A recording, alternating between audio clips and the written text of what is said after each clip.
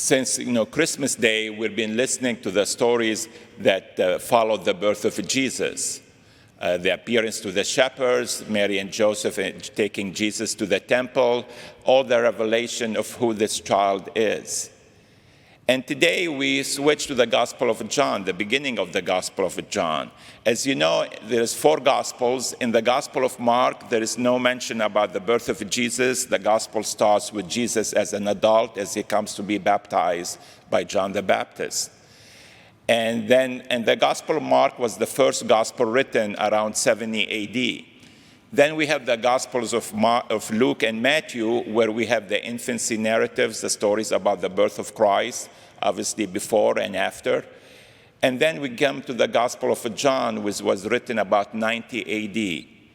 And John, instead of the infancy narratives, he gives us this wonderful prologue about, again, who Jesus is. Now, the evangelists, they were not theologians. They didn't go to Notre Dame or to, the University of Paris to learn theology.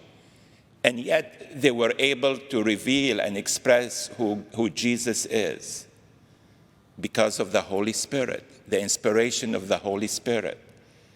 In the Jewish understanding of their faith, in the law, there was no such thing as God taking on human flesh. That wasn't, in the picture, that wasn't in anybody's mind or thoughts. They were looking for a Messiah, but the Messiah was another person like David, a great king, somebody who frees them and makes them a great nation, an independent nation. But never they ever thought that God would take on human flesh. So these words of John, written 60 years after the birth, after the death and resurrection of Christ, were not human wisdom or human understanding or philosophy or psychology or analysis. They were inspiration by the Holy Spirit. Just like God announced the birth of Jesus to Mary and Joseph, to the shepherds, to the Magi, as we celebrate on Sunday, God continued to reveal who was this child that was born in Bethlehem. He's the God, the Word through whom all the universe was created. God in human flesh. And as God's children who accept Jesus, it's upon us to continue to make the same proclamation, to continue the same revelation, to reveal that we truly believe who Jesus is to the world. Because the world still lives in darkness, as we heard. There's still people in the world who don't accept Jesus.